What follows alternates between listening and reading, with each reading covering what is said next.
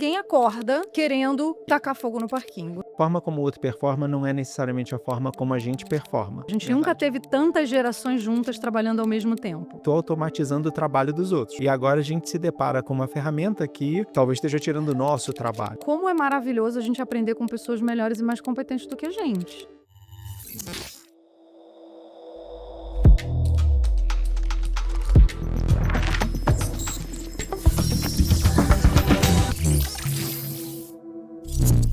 Oi, pessoal, esse é o Fora de Contexto, um espaço para a gente explorar os problemas difíceis que a gente vivencia ao longo da nossa vida profissional e também da vida pessoal. E a gente entender como o nosso sucesso ou fracasso em resolver esses problemas e a nossa postura na hora que a gente enfrenta eles afetam a nossa trajetória. Eu sou o Toran Rodrigues e hoje eu estou aqui com a Gabi Sprink para explorar um pouco mais desse assunto. Gabi, você já ouviu falar alguma vez de um problema fora de contexto? Nossa, acho que todo dia a gente tem problema fora de contexto, né, Toran?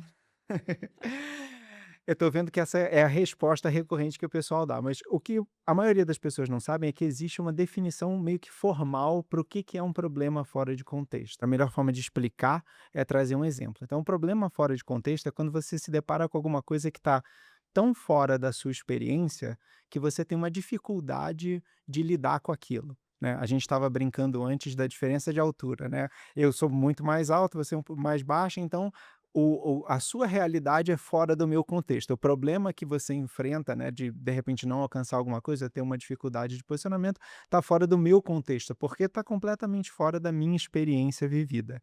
Então, quando a gente fala do problema fora de contexto, é muito isso. São os problemas que fogem da nossa experiência e é muito importante a gente vivenciar essas coisas, né? E a gente avaliar a forma como a gente lida com esses problemas, porque às vezes são problemas que a gente não vai ter o contexto para resolver mesmo, né, mas a gente precisa saber como é que a gente lida com eles.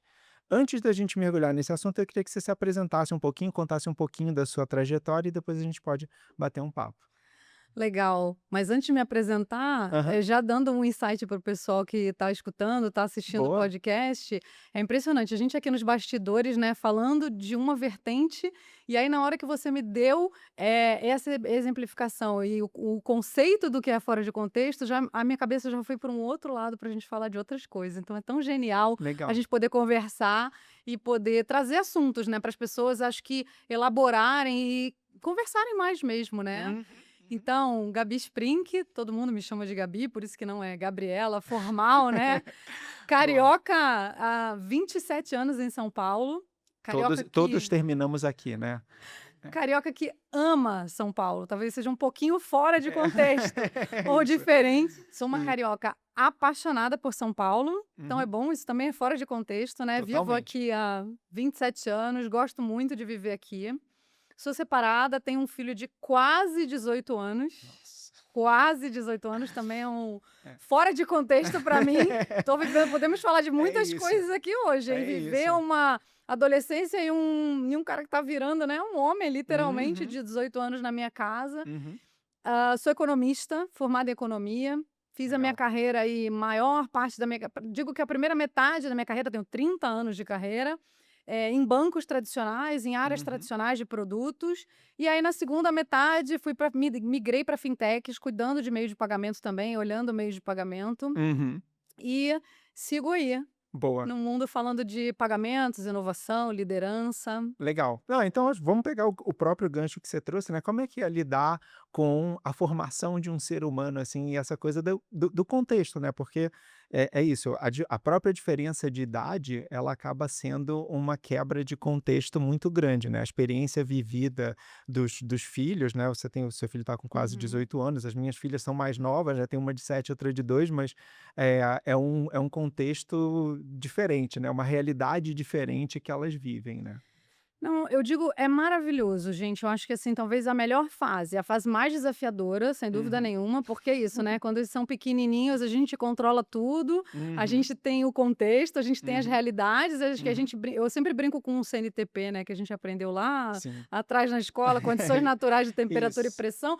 Mas fora os movimentos aí, né, exógenos que a gente não controla, a gente acaba conseguindo controlar a maior parte das coisas. E aí eles vão crescendo e a gente vai perdendo muito mais o controle, né. Então eu Uhum. acho que é um desafio, É um desafio muito grande. Essa nova geração, acho que a nossa adolescência foi completamente diferente da deles, com Uhum. a quantidade de informação, com a quantidade de comparação, né? Uhum. Eles se comparam muito hoje. A gente tinha, obviamente, um ambiente para se comparar, mas o nosso ambiente era muito reduzido, O né? círculo era muito menor. Era escola, era um clube, mas você tinha um controle muito maior da informação e do que rolava, e principalmente aquilo se dissipava em 2, 3 dias, vai, um Uhum. mês, quando a fofoca durava um negócio assim de louco, né? O É fulano que isso, não sei o que, com não sei quem. é isso. Hoje não, hoje é infinito, né? Hoje é infinito. Então, como criar a autoestima, né? A gente constrói junto com eles, né? Dentro de casa, e Uhum. junto com a escola, de novo, junto com todo o ambiente, a autoestima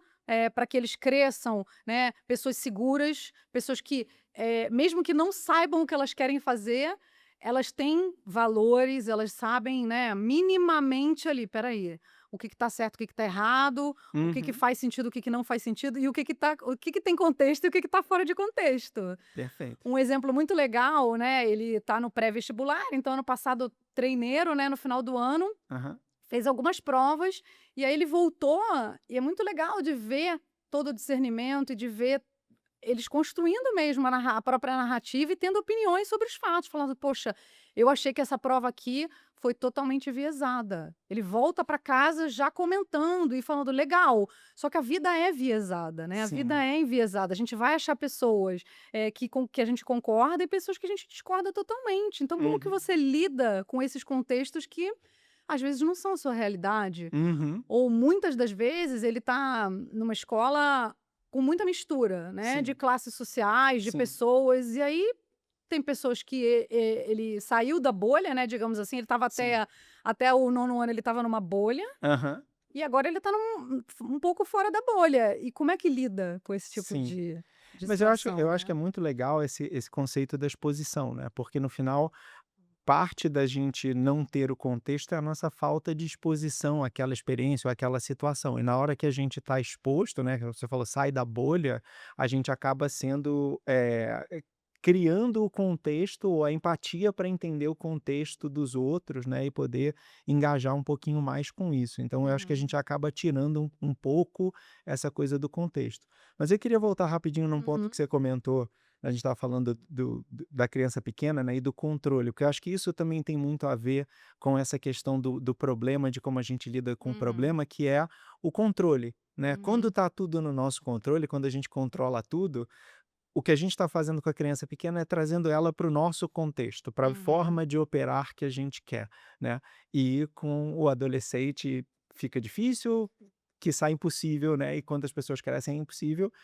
Eu acho que parte do amadurecimento como pai deve ser você aprender a abrir mão desse controle, né, e eu acho que isso acaba sendo também um pouco do amadurecimento da gestão, né, você enquanto gestora, você tem uma carreira longa aí de gestão de área, enfim, de empresa, uhum. essa coisa toda, imagino que você tenha vivenciado isso um pouco também, dessa coisa do controle que você tem sobre o que está acontecendo e como as pessoas estão fazendo e o que que elas estão fazendo.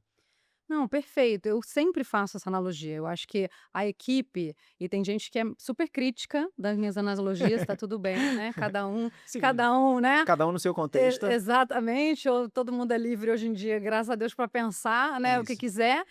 Mas eu comparo muito, liderança e gestão de time com maternidade e paternidade, muito. Eu acho que é muito parecido. Eu acho que a gente é exemplo sim, né, Uhum. essas frases famosas, liderar pelo exemplo, etc e tal, é Sim. tudo verdade, a gente faz isso dentro de casa e a gente também tem que fazer isso com as nossas equipes. Uhum. A gente tem que fazer com os nossos times, eu acho que é fundamental.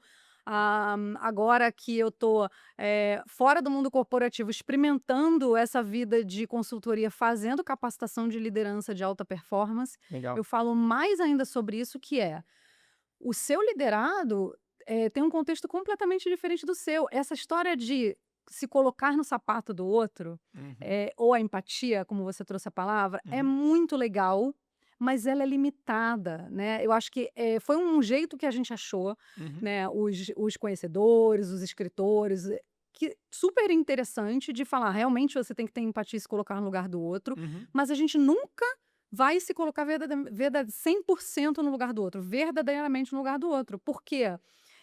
Mesmo se a gente fosse gêmeo, a gente seria diferente, Uhum, né? uhum. Pode ser igual ou A não, experiência vivida, a né? experiência é outra. Então eu acho que quando a gente fala de, por exemplo, de gestão e de diversidade no Uhum, time, uhum, para mim a beleza da diversidade não é só você ter, né, uma pessoa preta, uma mulher, um homem, uma pessoa de outra raça, de outro gênero, não é sobre isso, é sobre o olhar que ela vai ter sobre aquele problema, que é exatamente isso que você está falando, é o contexto. O uhum. contexto dela é completamente diferente do meu, então talvez a solução para aquele problema também seja diferente da minha, e é assim que a gente aprende. Sim, combinando as diferentes visões e as diferentes percepções da realidade, experiência vivida de cada um, né, para poder resolver o problema. Não, isso é muito legal.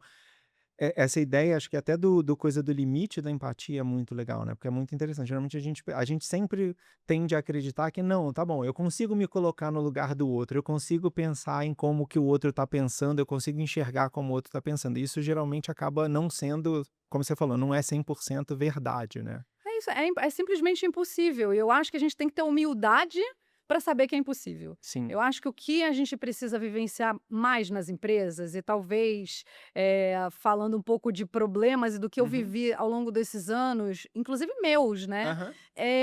Às vezes a gente esquece a nossa humildade em casa, sabe? E a gente vai lá e no afã de resolver o problema e de querer e de estar pronta para tudo e para todo mundo e nananã, disponível. Não, mas eu entendo o que ela tá falando. Será que entende mesmo? Uhum. Dá aquela respirada, sabe? Será que efetivamente a gente está escutando o que a pessoa está trazendo? Uhum. Porque hoje, né, é isso, depois de 30 anos de carreira, muitos anos nas costas e super feliz de estar nesse momento mais maduro, Uhum. eu cada vez acho que a gente precisa escutar mais. Escutar mais. E não é falar. Eu falo muito, né? Então não posso falar que eu vou falar menos. Mas é escutar mais. Sim. Entendeu? Para efetivamente entender, putz, será que aquela pessoa tem uma solução diferente da minha e melhor? Uhum. Porque eu acho que a gente viveu muitos anos e a gente está nesse momento. A gente tem muitas gerações juntas trabalhando ao Sim, mesmo tempo. A gente nunca verdade. teve tantas gerações juntas trabalhando ao mesmo tempo. Sim. Com esse contexto de mundo doido que a gente está vivendo, né. Eu tenho falado muito sobre isso, a gente, como a gente estava falando agora, não é só a escola, o Uhum. clube, não sei o quê, são 8 bilhões de pessoas. A gente está exposto a 8 bilhões de pessoas todos Sim, os dias, para o sim, bem e para o mal. sim. "Pô, Gabi, mas como assim, você tá louca? Você vai falar com um cara lá no interior da China?" Pode ser que eu como psicóloga, alguém lá psicólogo e vai atender alguém remotamente no interior da China, por que Sim, não? sim, sim. Não, e às vezes só a postagem que você faz também, assim: "Ah, eu vou postar numa rede social", e aí ela viraliza num lugar que você não esperava, ou vai ser vista por gente que você não esperava. Durante a pandemia teve aquele boom de redes sociais que você se Uhum. conectava para falar com outras Sim. pessoas, né, e eu me inscrevi numa dessas também para poder passar o tempo e espairecer um pouco a cabeça. Para quem não lembra, nos anos 90 era Playpen, né. Tinha amigos, né. A gente Uhum. falava com pessoas por carta, gente, de outros É lugares do mundo. É mais ou menos a é mesma quase a mesma coisa, né. coisa. Exatamente. Para quem é um pouquinho mais velho, ali nos anos 2000, você tinha, tipo, ICQ, MSN, essas coisas assim, né. Desbravando o mundo. Exatamente. E aí agora a gente foi já para rede social, com ligação. Mas eu achei muito interessante, porque eu tive a oportunidade de conversar com gente de tudo quanto é lugar do mundo. E era basicamente assim, você entrava, você falava: "Ah, eu gosto disso, eu gosto daquilo, não sei o quê", ele fazia a conexão e você saía falando com gente do mundo inteiro. Então, realmente, de repente, você vai falar com alguém do interior da China, você vai falar com alguém da Índia. Eu acho que tem um ponto adicional aí também, que é não só as gerações, mas eu acho que você tem a diversidade que a gente estava falando, do background, né, das histórias das pessoas, da experiência de vida das pessoas todas que estão trabalhando juntos, né.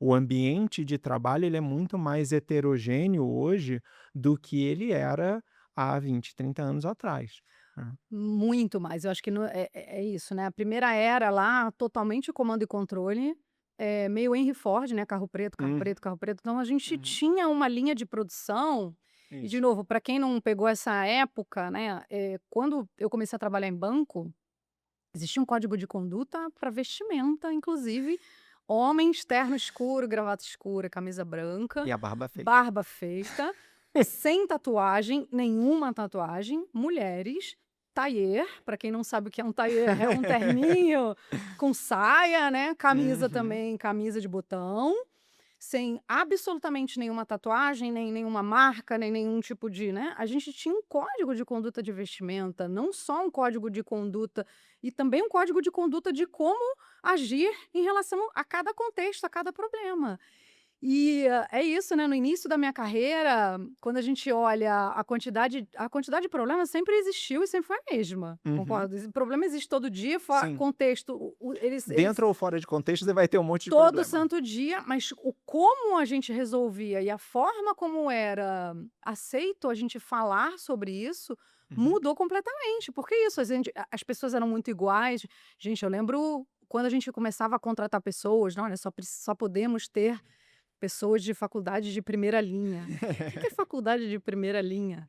O que que te É isso. define? O que que define? Então, É. essa história do controle, você vê como foi mudando ao longo dos anos, e eu Uhum. acho que de uma forma muito positiva, Sim. né, quando a gente começa a falar sobre a performance das pessoas em relação ao resultado, e não comando e controle. Uhum. Isso geram outros tipos de problema, outros tipos de desafio, mas Boa. é muito mais divertido. Não, e um problema interessante que eu acho que é legal da gente conversar eu imagino, né, liderança do time de alta performance.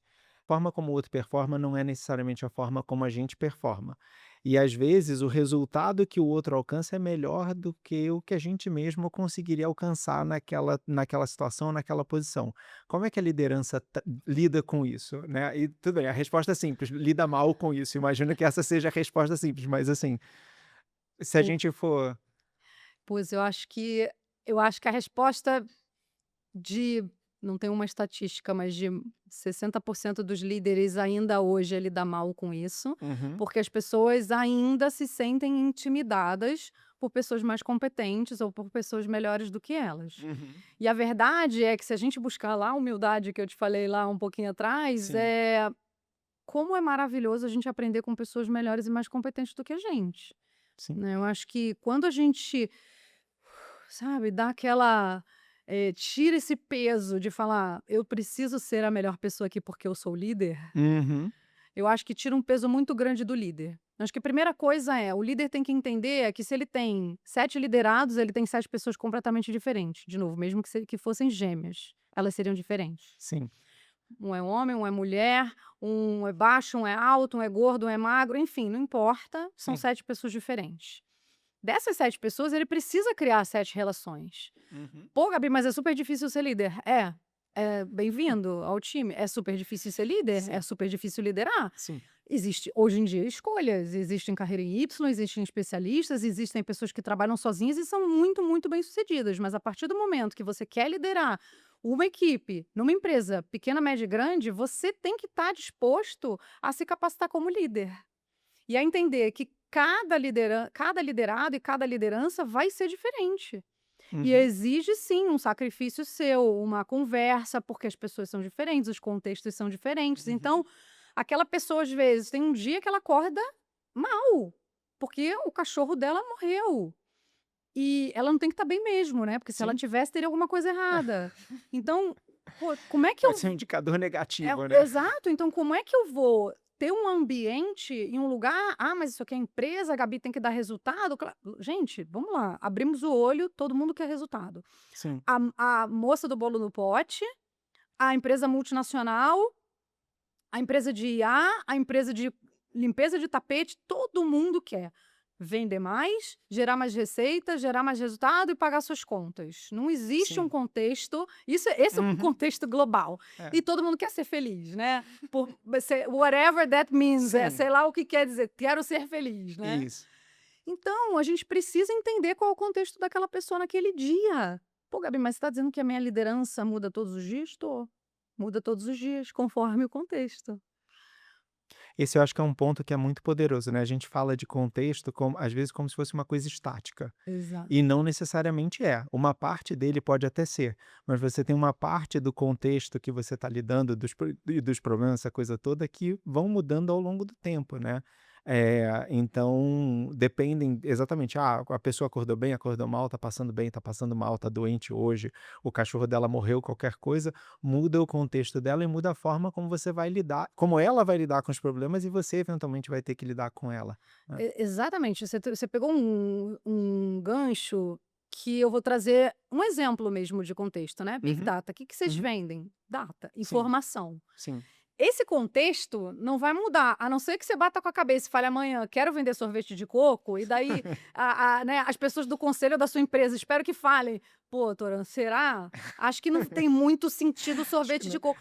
Pô, mas sorvete de porque existem, tá, hoje Sim, muitas empresas e muitos founders, e com todo respeito a todos eles, acho a maioria dos founders brilhantes, mas que precisam dar um passo para trás de entender, calma, o que que é estratégia, o que sim, que é contexto e aonde que eu tô, porque ideias brilhantes, gente, existem no mundo inteiro, todos os dias, todos os minutos, é isso, sim, somos 8 bilhões de pessoas com milhões e milhões de necessidades por segundo. sim. Pô, então vamos fazer sorvete de coco, sorvete de coco vai dar certo. Tá, mas o que que isso tem a ver com o meu contexto e com o que que eu sei e aonde eu tô e no ambiente? É diferente de falar, não, peraí, eu vendo data, Uhum. informação, com essa informação eu posso tirar dados Open Finance, mas eu também posso tirar dados para a moça no bolo do pote e ajudar ela a abrir outros negócios e entender se a franquia dela é boa, se eu consigo criar uma geolocalização, entende? São Sim, dados. A gente está falando de dados e a gente está falando de contextos diferentes, isso. mas é um grande, né, mundo onde você vai mudando minimamente a sua estratégia, não Uhum. radicalmente a sua estratégia, porque daí não tem santo que faça Não faz milagre, né? Não não milagre. não dá para fazer milagre. Não, legal. Exatamente. Mas tem um outro ponto que eu acho que é muito legal que você tocou também, que é a questão da capacitação da liderança, né, porque a gente é uma coisa que acaba sendo até propagada, eu vejo, às Uhum. vezes, nas escolas, essa coisa toda, enfim, ao longo da nossa formação enquanto pessoa, né, quando a gente é mais novo, de que liderança é quase que uma coisa hereditária ou uma coisa de nascimento, né? Você nasce com o gene da liderança, você é um líder nato, né? Quer dizer, existe uma figura que as pessoas imaginam do que é a liderança e a gente esquece da capacitação, da importância que tem de você capacitar as pessoas para liderarem, para gerirem outras pessoas, para entenderem essas diferenças de contexto e a importância de se comportar diferente em cada um deles, né? Que eu acho que é um pouquinho do que você está fazendo agora, né? E eu acho que o que você trouxe para mim é o maior desafio que a gente está vivendo hoje. Eu acho que não tem nada a ver com geracional, com as gerações que estão, o IA, né? Ai, a Uhum. IA, todo mundo vai ser substituído por IA, a minha cozinheira vai virar um robô. Não, não, não, é um hype, né? É um hype, paleta É mexicana, isso, pickleball, é isso. tá todo mundo no hype. Iogo, teve aquelas dos iogurtes, lembra? Tinha cada esquina tinha uma loja de Eu iogurte. estava brincando aqui nos bastidores sobre esses hypes, né, a Uhum. Coreia, não sei quem, não sei o quê. Eu acho que o mundo tá tão polarizado, que a gente vai vivendo esses hypes. E o que eu acho que hoje e olha que eu sou uma pessoa intensa, mas o que eu acho que a gente precisa hoje é um pouco mais de equilíbrio, um pouco mais de equilíbrio em tudo. Uhum. Então por que que eu estou trazendo isso? Porque, eu acho o grande desafio, de novo, não é você botar 5 gerações para trabalhar. O que eu acho que aconteceu é, nós, né, dessa geração anterior, nós fomos muito capacitados para chegar na liderança.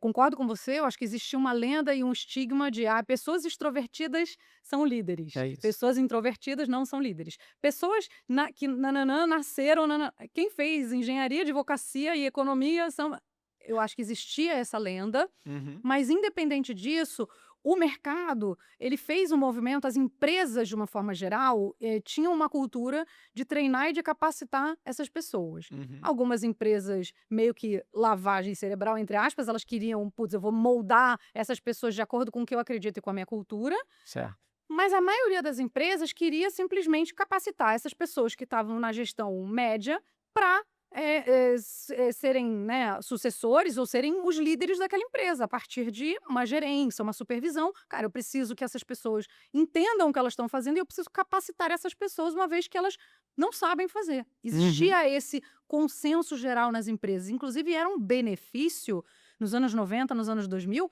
era um super benefício isso entre uma empresa e outra. Ah, eu vou te pagar um MBA, ou aquela empresa tem um curso tal, aquela empresa faz não sei quantas horas de treinamento. Existia esse trade, inclusive, essa troca entre as empresas, e quando você trocava de emprego, era super importante você olhar se a empresa capacitava ou não a liderança. Aham. O que eu acho que com o advento das startups, Uhum.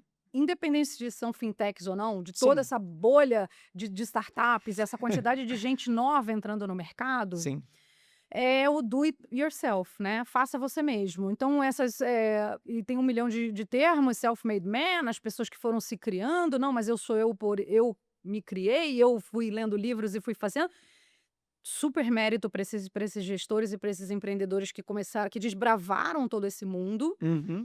mas eles não trouxeram para dentro das empresas a cultura de capacitação dos líderes. E a gente foi trazendo essa garotada para dentro do mercado, meio que, de novo, descobre aí o que você tem que fazer. E tem É. gente que vai conseguir, de novo, Sim, cada um tem um contexto diferente. Tem gente que sim. vai descobrir e tem gente que não vai descobrir. Mas o que eu acho que, por exemplo, aí sim é geracional, né? Essa geração, ela tá acostumada a receber informações, e aí eu não tô nem falando de qualidade, tô falando de quantidade. Sim, Qualidade é um outro BO, sim. mas receber, e fica lá, né, na tela, assim, ó. Digita, gira, gira, gira, gira, gira, e vai recebendo essa quantidade gigante de informação. Consumo quase passivo. É exatamente aí que eu quero chegar, no consumo passivo de informação. De novo, vamos esquecer qualidade, que isso aí é Sim. um outro podcast. Mas, falando de a forma como a pessoa então ela entra numa empresa e ela se comporta exatamente como ela se comporta na vida dela. Opa, tô sentadão aqui e alguém de compra já veio falar comigo, eu sou o cara de vendas, eu Uhum. preciso de um celular para trabalhar. Ele tá lá sentado na casa dele esperando alguém dar o celular para ele. Justo. Vida real, o exemplo de uma empresa que a gente estava capacitando pessoas e o CEO trouxe esse caso. Pô, mas a pessoa de vendas ficou sem celular porque a pessoa de compra estava fazendo a licitação, sei lá qual, enfim. XYZ. Mas aí a gente tem que ensinar essas pessoas que elas podem se falar. E juro por Deus, gente, parece um eureka. Você pega a mão da pessoa, você pega a mão da outra pessoa e você fala: deixa eu explicar uma coisa pra vocês podem conversar. Vocês podem olhar um pra cara do outro e Assim, ó, que nem a conversar. gente tá se olhando. E eles falam: a gente pode? E aí é um eureka, cara, na vida das pessoas. Porque, infelizmente, essa É história de muito. você se autosservir nas redes sociais, você se Uhum. autosservir de todas as informações que estão aí no mundo, a gente escuta muito isso hoje, né? Sim, A informação é ilimitada, você faz o que sim, você quiser com ela. Não criou a capacidade das pessoas de estudarem, de lerem e de sim, ir atrás das informações, de sim. serem as protagonistas. É. Então, eu acho que O correr atrás, né, o correr atrás correr da atrás. informação. No final, eu você deve ter vivenciado a mesma coisa, né, na faculdade, vou fazer uma pesquisa, não tem o Google, né, vamos na Amigo, não biblioteca, entra nesse corre negócio. atrás, Eu vou pega não os humilhar livros. aqui para dizer que eu fiz Ô, gente, a minha monografia, existe monografia ainda? Eu sou economista, eu fiz uma monografia. Existe, mas hoje em dia no Word e o pessoal Mas faz tudo com IA, né, a gente tá falando chama de IA, o de quê? pessoal Nem sei resolve se tudo. chama monografia. Mas eu fiz uma monografia na biblioteca do BNDES, pessoal. Ó, tá vendo? Livros, eram pilhas e pilhas de livros espalhados. Faltava luz, o que acontecia? A gente ia para casa, pegava um ônibus e voltava no dia seguinte. É. Não, é uma transformação muito interessante. Hoje eu estava falando isso, assim, quando eu comecei a trabalhar, a internet, assim, é legal, tem internet, mas você não precisa da internet, né? Você trabalha, você faz as coisas, tem um monte de coisa para fazer que não depende de internet, né? Hoje, Hoje em dia, se cai a internet, você não faz mais nada, acabou sua né? Você não vida. faz mais nada. Você, tá bom, acabou a internet, fecha o computador, eu vou fazer outra coisa, vou espairecer. Tem uma coisa muito legal que você tocou, né? Que é esse processo, essa explosão que a gente tem de startups, e a gente vê isso até nos números, né? Não só que a gente tende a falar startup e pensar na startup de tecnologia, mas na verdade empreendedorismo é muito mais do que isso, né? E você tem hoje, sei lá, tem 40 milhões mais ou menos de empresas ativas no Brasil, metade disso são empreendedores individuais. Tudo bem, uma parte é PJ e tal, mas muitas são pessoas que têm o próprio negócio, né? E a gente tem, e eu me coloco nesse lugar também, porque eu vivi isso, eu brinco que eu sou empreendedor um pouco raiz, né? Eu comecei em É 2013. verdade. Eh, a gente teve um processo de autoaprendizado muito grande e isso acaba levando um pouco a subvalorização do aprendizado do outro, né. A expectativa é assim: "Não, quem está vindo comigo também vai aprender igual eu aprendi", né.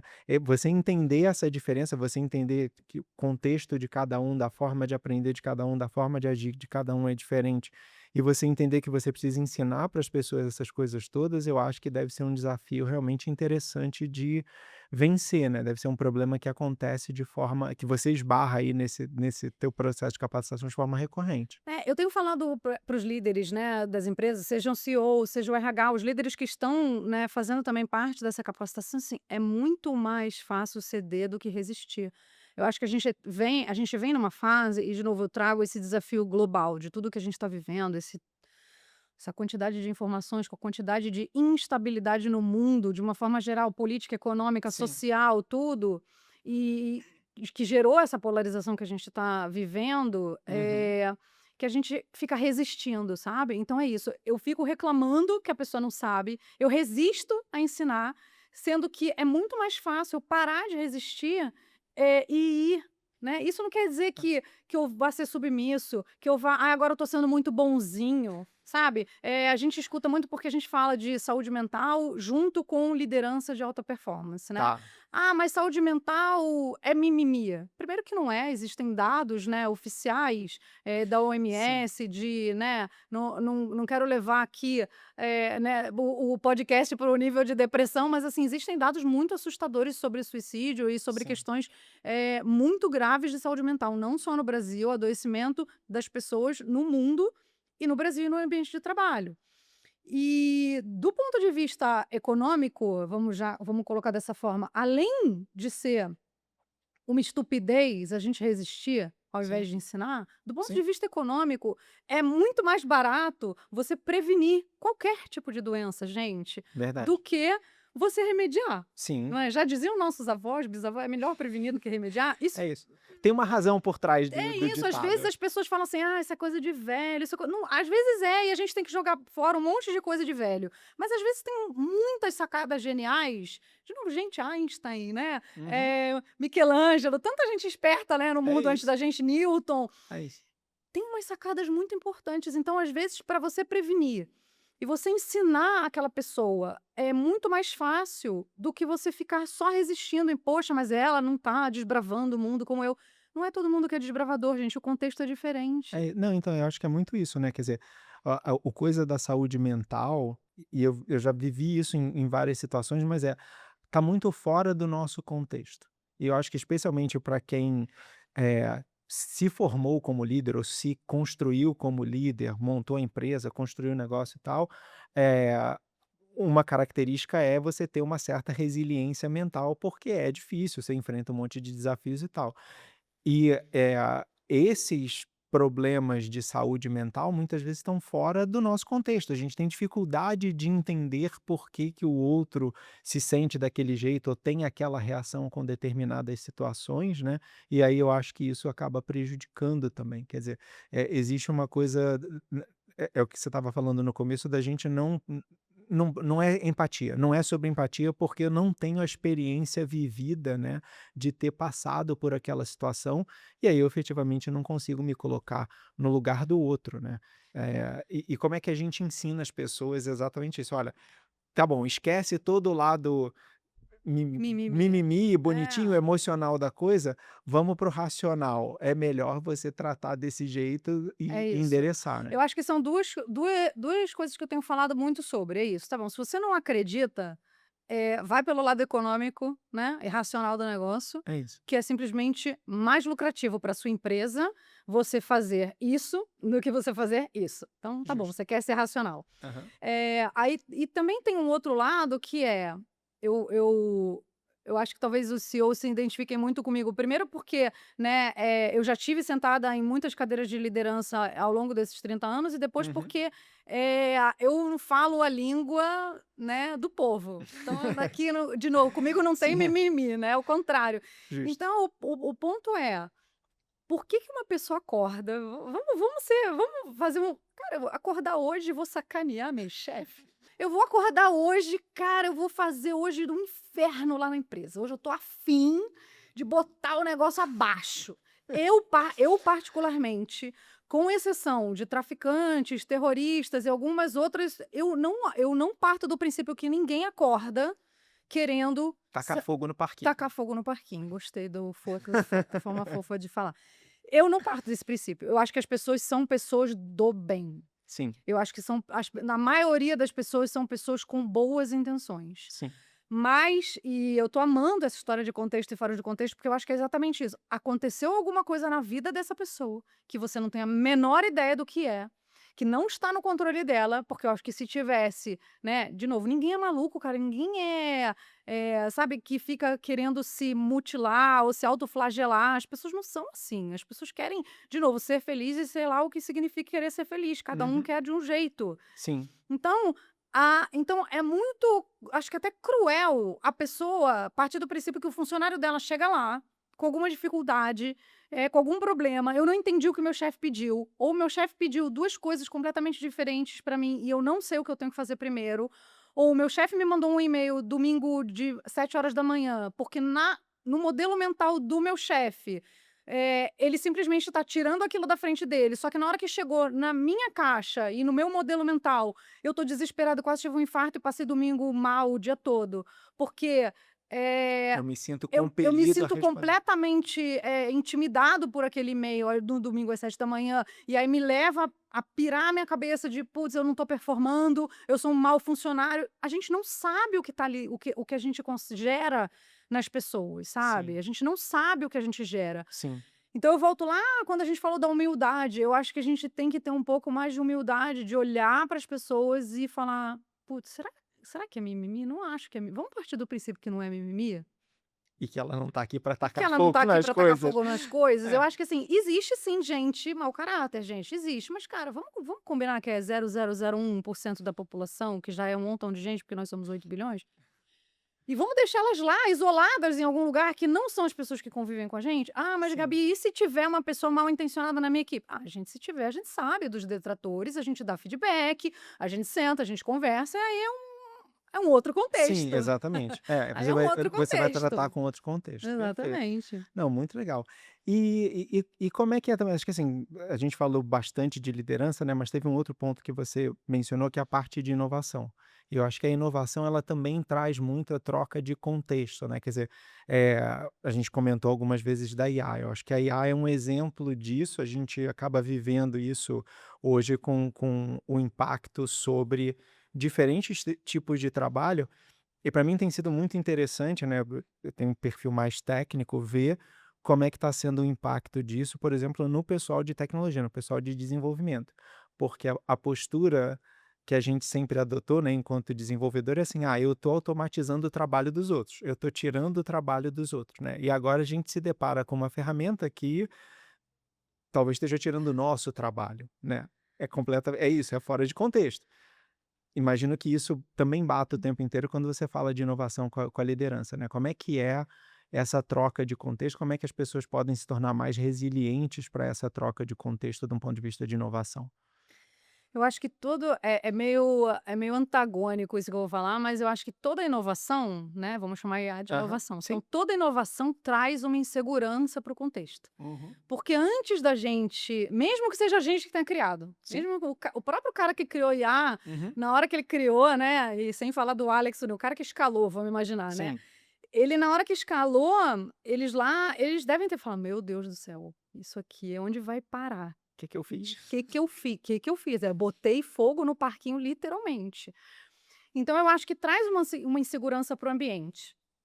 Então eu acho que toda insegu e é normal, de novo, sempre vai vir, é isso, vai vir uma guerra, vai vir, são fatores exógenos que a gente não tem controle. Sim. Falando de uma coisa boa que é a inovação, como é que como que a gente consegue, preparar a liderança, por isso que eu acho que a capacitação da liderança é cada vez mais importante, não menos importante. Uhum. A gente ter pessoas mais equilibradas, mais preparadas, faz ela é igual.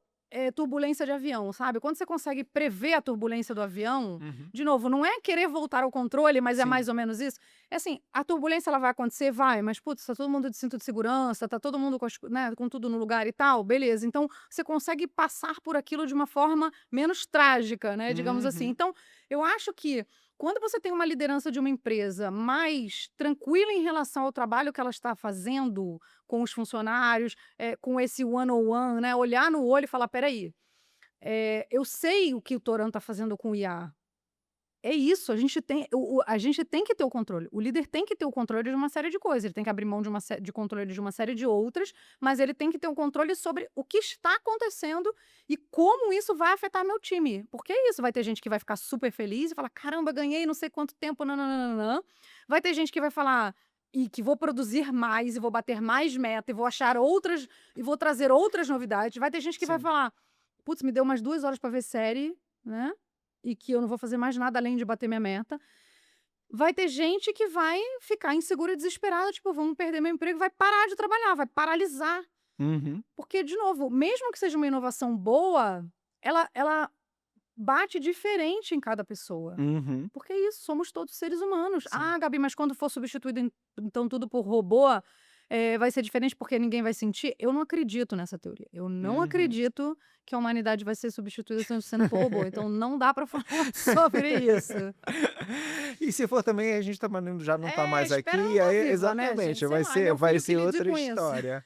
Não, mas eu acho muito legal, porque essa coisa de você se preparar para lidar, a gente está usando a IA aí como um exemplo de inovação, mas eu acho que na verdade é para tudo. Às vezes Para tudo. você está trocando uma regra, né? Então, a gente, por exemplo, lá na empresa, fez um processo de reestruturação de determinados departamentos. E as pessoas vão lidar com isso de formas diferentes. Elas vão enxergar a movimentação pelas melhores intenções que você tenha de estar fazendo aquela ação, né, enquanto líder, assim, eu estou fazendo isso porque eu acho que, às vezes, inclusive, que eu acho que a vida de todo mundo embaixo vai ficar melhor fazendo isso. Mas ela pode estar recebendo a mensagem da forma errada. Uhum. Ela pode estar recebendo mensagem como: "Eu estou perdendo meu papel, eu estou perdendo meu espaço", né. "Ah, não é a IA que vai me substituir, é a empresa não vê mais um papel Exato. para mim", né. Então essa você lidar com isso e ensinar a liderança a lidar com isso, eu acho que tem muito a ver também com comunicação, não, com como a liderança comunica as coisas. Nossa, é 100%. Eu vou te dar posso trazer um exemplo de uma coisa que podia ter dado muito errado e deu muito certo? Claro, Acho que um pouco sorte, né, que quem trabalha sempre. muito tem sorte, né. Sim. E de novo, como é um caso maravilhoso, posso até, citar, né, eu estava formando literalmente a equipe, no Mercado Pago, Uhum. quando, né, eu tinha 8 meses de Mercado Pago, responsável pela área de pequenos e médios, né, negócios, Tá. quando começou a pandemia. 90% do nosso produto era a gente tinha acabado de formar uma equipe, a gente tinha sete empresas terceirizadas vendendo maquininhas no Brasil inteiro. A gente vendia uma média, e isso porque a gente estava rampando, a gente estava Uhum. literalmente começando nosso plano de subida, Sim. 100.000 máquinas por mês. Nossa. Nós tínhamos 1.000 pessoas na rua vendendo maquininhas. E aí, nunca vou esquecer, na minha vida, eu ia com o meu chefe, no dia 13 de março, a gente ia embarcar para a Argentina, no dia 12 de março, às 11 da noite, a gente recebe uma ligação falando: não podemos mais ir para a Argentina, está tudo fechado, vamos ver o que vai acontecer. A gente tinha uma reunião grande lá, Daqui a 2 semanas abre de daqui a novo, né. 2 semanas abre de novo, a gente vê o que a gente faz. E a gente se juntou, né, eu com a minha equipe, que meus diretos na época, e falou: o que que a gente vai fazer? O que que a gente vai fazer? A gente fechou, a gente tem uma meta e a gente, né, com as nossas planilhas de Excel, brincando, né, cenário A, B, C, e a gente tinha um cenário, juro por Deus, chamado Ragnarok. Porque a gente não tinha a menor ideia do que ia acontecer. Se a gente ia vender 100% do que a gente prometeu, se a gente ia vender 75, 50, 25 ou nada. Como é que você vende maquininha PAP porta a porta, Sim. sem poder estar andando na rua, Batendo na porta. batendo na porta dos pequenos e médios negócios. É isso. E a estratégia que a gente fez naquela época, como a gente tinha um Oceano Vermelho no Sudeste, né, ou seja, muitas adquirentes já tinham um mercado, a gente chegou um pouco mais tarde nesse mercado, a gente falou, vamos para lugares mais remotos, onde as pessoas não são atendidas, Uhum. porque lá a gente vai ter um oceano azul. Então, eu tinha gente espalhada em todo o Nordeste, no Rio, no interior do Rio, a galera que não gosta muito de ir pro Rio, eu ia pro calçadão de Bangu vender maquininha, uma vez por mês. E a gente falou, e agora? O que que a gente vai fazer com todas essas pessoas na rua? Bom, e por que que eu acho que funcionou? Porque os líderes estavam muito comprados em fazer aquilo dar certo. A gente se olhou e falou, cara, a gente só tem um objetivo, fazer esse negócio funcionar. A gente confia uns nos outros, a gente não tem a menor ideia do que vai acontecer. E eu acho que o papel da liderança é muito esse, é você se expor junto com o seu liderado. Ele olhar para você e ele acreditar tanto quanto você, se vai dar certo ou se vai dar É. errado. Eu falava, eu tô no mesmo barco que vocês. Eu tô indo com vocês. Exatamente. E eu acho que volta a história do filho, né? De liderar pelo exemplo, né? Sim. Você tem que liderar pelo exemplo. Então, por que que eu ia na rua quando eu estava, né, com a operação do comercial comigo? Porque se eu não tiver sentada no ar-condicionado, felizona da vida, só olhando o PowerPoint, aquele funcionário que está na rua, ele não tem um mínimo de empatia. Eu não tenho um mínimo de empatia e ele Sim. também não tem um mínimo de empatia comigo. Pô, vou ficar lá, cara, a mulher tá lá, sentadona lá, e eu tô aqui me ferrando, 45 graus em Bangu, vendendo maquininha. Ela não tem a menor ideia do que ela tá falando. Então, ela acha fácil vender maquininha porque ela nunca veio aqui. Então, uma vez por mês, eu ia de uniforme, bonitinha, com os meus funcionários, vender maquininha na rua. Almoçar onde eles almoçavam, fazer o que eles faziam. Legal. Então, quando a gente teve esse contexto louco de pandemia e que a gente falou, a gente vai pegar nossos vendedores e botar eles no telefone, que vai ser isso que a gente vai fazer. E a gente vai aproveitar, de alguma forma, a logística do Mercado Livre para entregar essas maquininhas em algum lugar, Legal. porque essas pessoas não vão poder parar de vender. Então, como a gente vai conseguir ajudar a moça do bolo no pote, a moça que vende vestido de porta em porta, a fazer alguma coisa remota? Entendi. Como que a gente vai botar eles no nosso e-commerce, por exemplo? Uhum. E assim foi. Legal. Legal. Não, e acho que assim, é um excelente exemplo do problema fora de contexto, né? Que é a pandemia. É assim, Meu Deus. quem sabia o que que vinha, quem sabia o que que ia ser, é uma coisa que está completamente fora da nossa expectativa e da nossa experiência vivida, e é muito legal ver assim, não é que você tem uma resposta pronta, porque não tinha resposta pronta, né? Mas olha, como é que eu vou agir frente ao problema e como é que eu vou ajudar, porque no final o trabalho que você tinha, né, de vender a máquina, no final, vender a máquina por vender a máquina não adianta de nada se a máquina ficar Se não gerar estacionada receita, na né? casa do cara, né? Então, olha, como é que eu ajudo esse terceiro a também encarar esse contexto e continuar vendendo para essa coisa gerar receita, né? E a gente chegou num acordo, a gente sentou, obviamente, milhares de comitês, muitas noites, né, não dormidas, Uhum. mas a primeira coisa foi, time, tá todo mundo junto no mesmo lugar. Sim. Fornecedores, a gente também, tá todo mundo junto no mesmo lugar. Porque na época, né, eu e o Túlio sentamos com o Oswaldo, que é o presidente do Mercado Pago, e falamos, cara, se a gente não, nesse momento, mostrar confiança para os nossos fornecedores, que a gente está no mesmo lugar e eles quebrarem, quando voltar vai fazer como? É. Quando voltar vai fazer como? Porque vai voltar um dia, a gente não Sim. esperava que fosse demorar tanto, mas vai voltar em um dia. Então, e a gente foi recontratando mês após mês o que que a gente ia fazer juntos, com confiança, Uhum. olhando a mudança do contexto e falando, ó, aqui a gente já pode arriscar mais um pouquinho. E de novo, eu acho que tendo a humildade de não saber o que ia acontecer no dia seguinte. Falar, gente, mas ninguém sabe, então ninguém solta a mão de ninguém? Todo mundo aqui? Não, e fica paralisado, porque também não adianta, né? Ficar paralisado frente ao problema e não fazer nada também não adianta, né? Aí é o medo ruim, né? Só a parte ruim do medo, né? A Paralisar. paralisia. Não, muito legal. Ó, acho que dava pra gente ficar falando aqui pelo menos umas 4, 5 horas, mas Já passou, gente? Olha não como dá pode, né? tempo.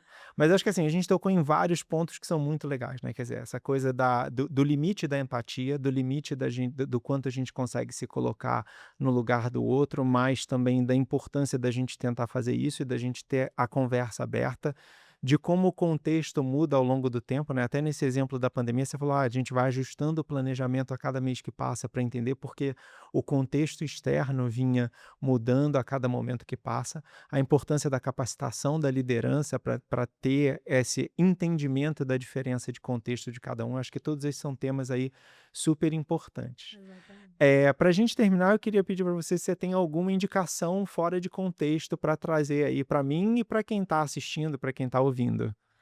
Nossa, olha, eu sou a rata dos livros, né, Toran já sabe, porque é meu amigo. Boa, Eu sou nerd, amo ser nerd, tá bom. e eu acho que, por que que eu falo tanto de livros? Porque os livros, eles levam a gente para lugares infinitos, então eu acho muito mágico você poder, através de outras pessoas, né, acessar lugares e conhecer culturas e conhecer coisas que você talvez não tenha, né, no seu contexto, Sim, a oportunidade de conhecer. sim. Então eu vou indicar um livro de não ficção, apesar de 95% do que eu leio é ficção, e um Boa, de ficção. E o meu canal lá tem toda terça-feira eu subo um monte de livros, então a gente vai legal. falar disso já já. Mas então, Morra Sem Nada, Bill Perkins. Tá bom. É um livro que tira você completamente do contexto, pelo menos para mim. Nós que fomos criados, né? Putz, você precisa ganhar dinheiro para fazer isso, depois você tem que ter família. Nanana. É muito legal a forma como ele encara o tal do morrer sem nada. Não vou ficar Uhum. dando spoilers aqui, mas vale muito a pena ler Tá bom, sobre a nossa relação com o dinheiro. Não é um livro grande, não é um livro complexo. Eu amei. Foi boa, assim, explodiu minha mente. legal. E um livro que eu li esse ano e que, nossa, eu amei de ficção. De novo, eu tenho 1 milhão de livros para ler, porque eu leio muito para indicar, mas eu vou indicar um chamado Terra Partida. Tá bom, É um muito bom. livro muito, muito, muito bom, que vale a pena ler. Bom, a minha vez, eu vou deixar uma recomendação fora de contexto, que é muito legal. Você, parece, assim, você gosta de livro e de coisa de entretenimento. Tem uma newsletter muito legal que eu assino que se chama Stat Significant. E ele faz uma análise de cultura pop com um viés de dados. Então tem Ah, assim, qual é o tamanho ideal de uma música para ela ser um hit na Broadway? Qual é uau! o tema ideal de um filme para ele ser um campeão de bilheteria? E várias análises desse tipo sobre cultura pop é muito legal, vale muito a pena para quem gosta dessa parte cultural e se interessa sobre como você faz análise de dados. A gente está falando antes de dados, né, do contexto. Como você usa os dados para um contexto diferente é uma dica Uau! super legal, tá? Já vou anotar. Boa, Saindo daqui já. legal. Então, só para a gente finalizar, deixa para a gente como é que a gente faz para o pessoal que está assistindo, que está ouvindo, como é que eles podem fazer para entrar em contato com você, em ver mais do conteúdo. Você comentou do seu canal, onde é que a gente te acha? Legal. LinkedIn, eu escrevo também para o LinkedIn, então Gabriela Sprink. Legal. O pessoal vai colocar aqui depois o Uhum. sobrenome difícil. E no Instagram eu tenho meu canal fechado, mas eu também tenho meu canal aberto chamado Tretas na Mesa Underline. Ó, Lá toda terça-feira eu publico livros e a gente vai começar a subir vídeos com contextos legais sobre o que acontece, mulheres pós-50 e o que está acontecendo por aí. muito legal. Acho que isso é uma boa recomendação para todo mundo seguir. Eu vou seguir os canais também. Pessoal, é isso. Obrigado por vocês terem assistido, escutado. A gente vai deixar os links para todas as nossas recomendações e para os canais da Gabi nas notas do episódio. Até a próxima.